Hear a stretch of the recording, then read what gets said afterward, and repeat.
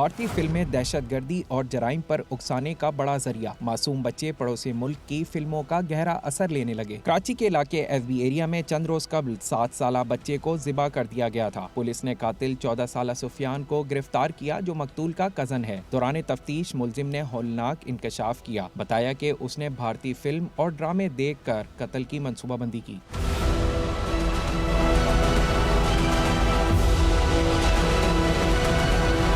मुलजिम ने बताया, भारतीय फिल्मों और ड्रामों में देखा था कि कैसे कत्ल करते हैं। मुलजिम ने हाल ही में रिलीज भारतीय फिल्म में कत्ल के सीन को कॉपी किया। सुफियान अबान का हाथ पकड़कर घर से बाहर लेकर गया और सुनसान जगह पर अबान को पीछे से पकड़ा और छुरी गले पर फेर दी।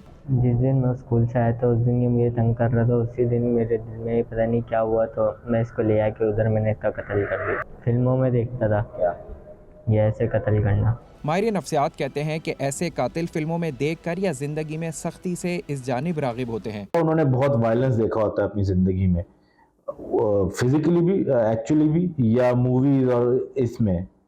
तो ये चीजें जो है ऐसे लोग बहुत आसानी से दूसरों को नुकसान पहुंचा लेते हैं।